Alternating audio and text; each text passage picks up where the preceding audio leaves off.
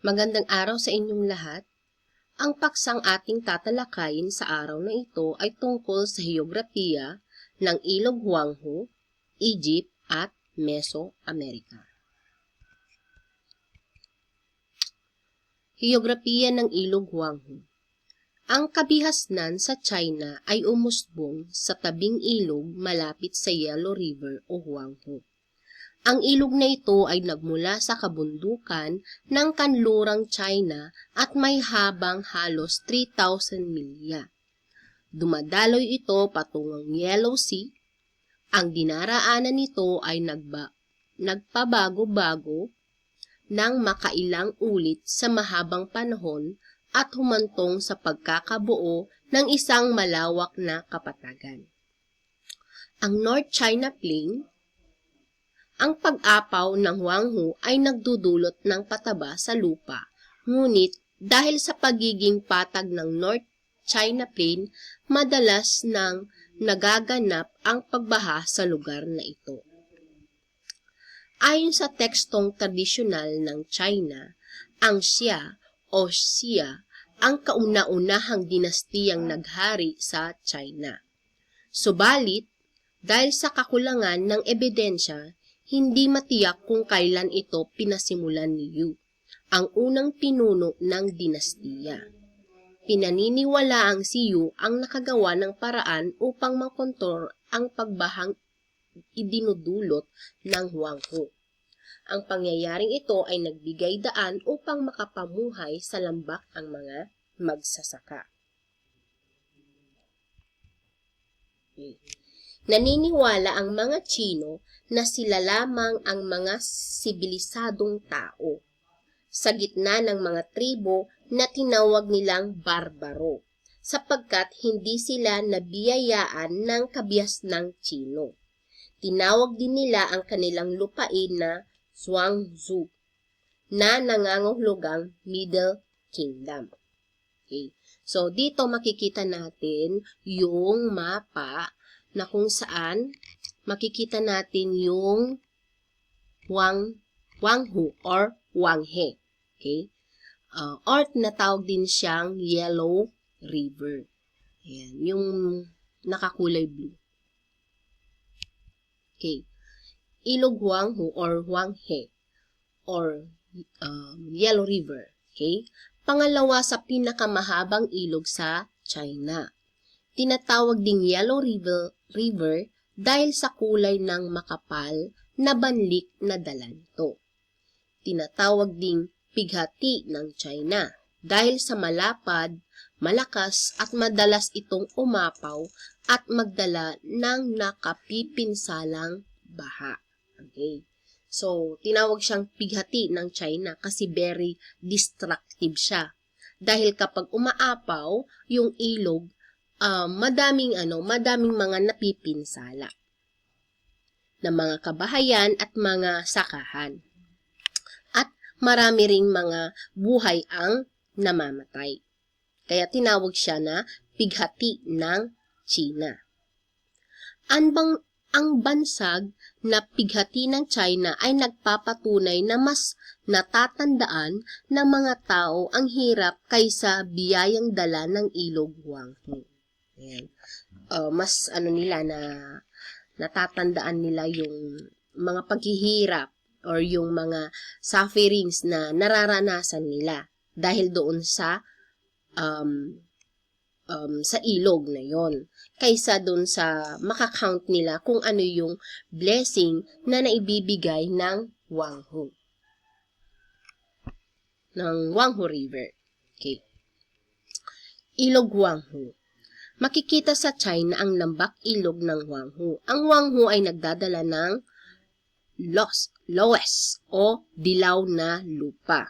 Dahil sa madilaw na kulay ng tubig, dahilan kung ito ay tinawag na Huanghe or Yellow River. So, dahil pala doon sa yellow na lupa, doon sa dala ng tubig.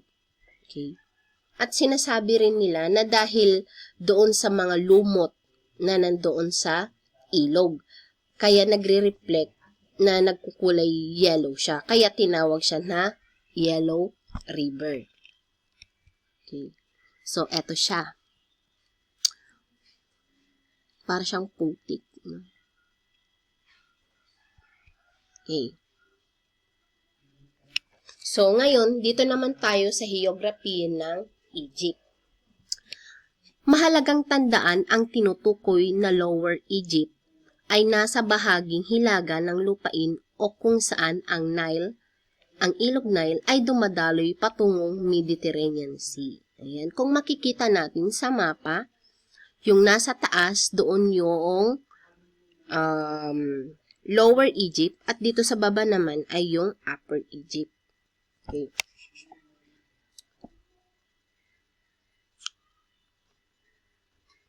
Okay. Asan na ako? Ang Nile River na may 4,160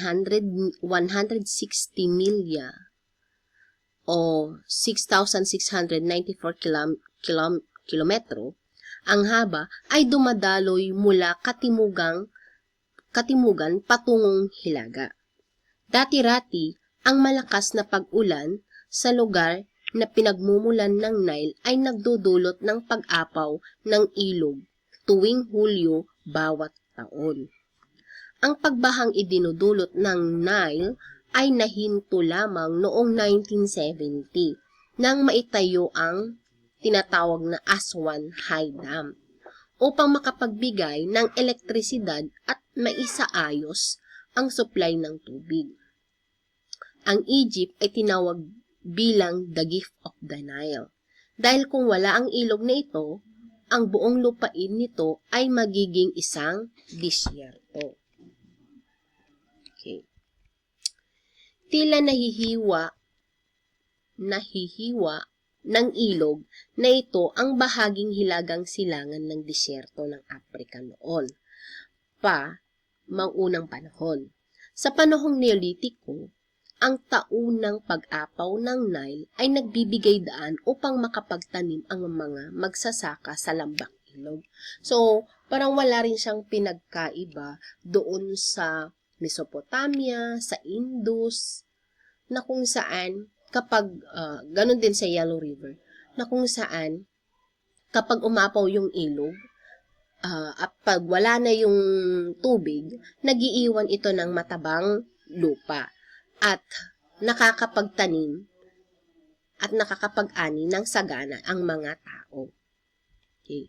Ang tubig baha ay nagdudulot ng halumigmig na tuyong lupain at nagiiwan ng matabang lupain na mainam para sa pagtatanim.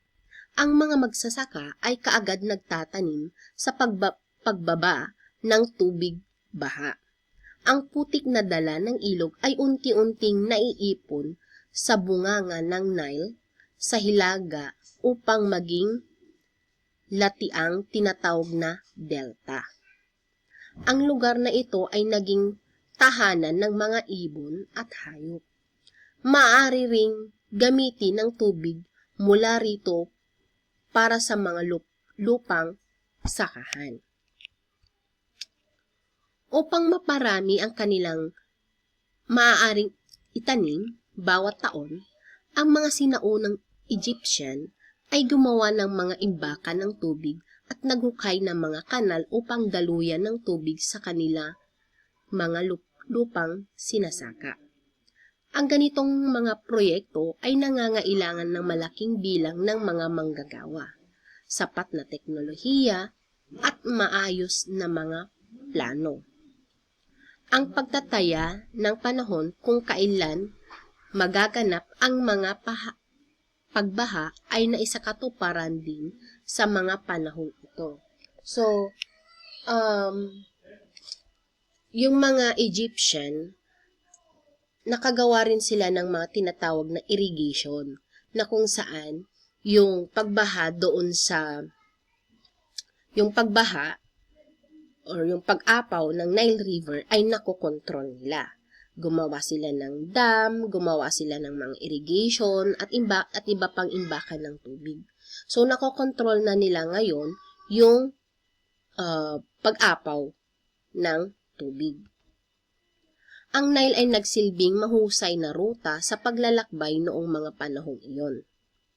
Nagawa nitong mapag-ugnay ang mga pamayanang matatagpuan malapit sa pampang ng ilog.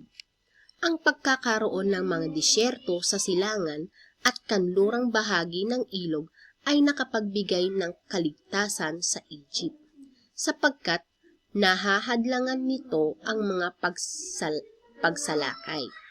Dahil dito, ang mga tao ay nagawang makapamuhay ng mapayapa at masagana sa loob ng mahabang panahon.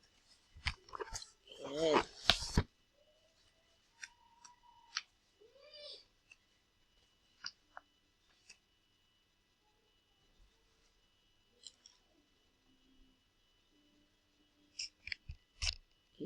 So, eto, makikita natin yung mapa ng Egypt. Yung nasa taas ay yung Lower Egypt at yung nasa baba naman ay yung tinatawag na Upper Egypt. Okay. Bakit kaya tinawag siya na yung nasa taas is Lower at yung nasa baba ay Upper Egypt? Okay. Sabi niya dito, mahalagang tandaan ng tinutukoy na Lower Egypt ay nasa bahaging hilaga ng lupain o kung saan ang ilog Nile ay dumadaloy patungong Mediterranean Sea. Sa pag-unawa ng heograpiya ng sinaunang Egypt. Dahil na rin doon sa unang pang-unawa ng mga Egyptian noong unang panahon. Okay. Ayan. Okay. So, dito naman tayo ngayon sa heograpiya ng Mesoamerica. Ang Mesoamerica o Central America. Okay. Maraming siyentista ang naniniwala or naniniwalang may mga pangkat ng mga ngaso o hunter ang nandayuhan mula sa Asia patungong North America. Libu-libong taon na ang nakararaan. Unti-unting tinahak ng mga ito ang kanlurang baybayin ng North America patungong timog at nakapagtatag ng mga kalat-kalat na pamayanan sa mga kontinente ng North America at South America.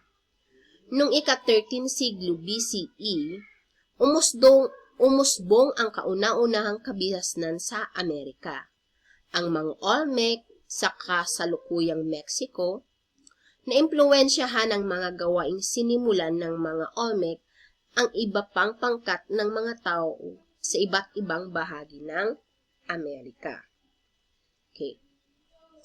Ang Mesoamerica o Central America, ang rehiyon sa pagitan ng Sinaloa River Valley sa gitnang Mexico at Gulf of Porseca sa katimugan ng El Salvador. Sa hilagang hangganan nito, matatagpuan ang mga ilog ng Panuco at Santiago. Samantala, ang katimugang hangganan ay mula sa baybayin ng Honduras sa Atlantic hanggang sa gulod o slope ng Nicaragua sa Pacific at sa tangway ng Nicoya sa Costa River.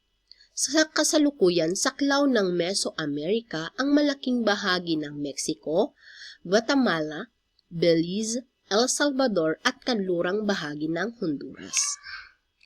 Hango ang pangalang Mesoamerica sa katagang Meso na nangangahulugang gitna. Ito ang lunduyan ng mga unang kabihasnan sa Amerika. Sa lupaing ito, ang malaking pagkakaiba ng elebasyon ng lupa at dalas ng pag-ulan ay nagdudulot ng mga uri ng klima at ekolohiya sa iba't ibang bahagi ng rehiyon. Pabago-bago ang panahon sa rehiyong ito. Dito, naitatag ang unang paninirahan ng tao at isa ito sa mga lugar na unang pinag-usbungan ng agrikultura tulad ng kanlurang Asya at China. Sa kasalukuyang panahon, may malaking populasyon ang rehiyong ito. Okay. Ayan ang mapa na kung saan makikita natin yung bilog dyan. Dyan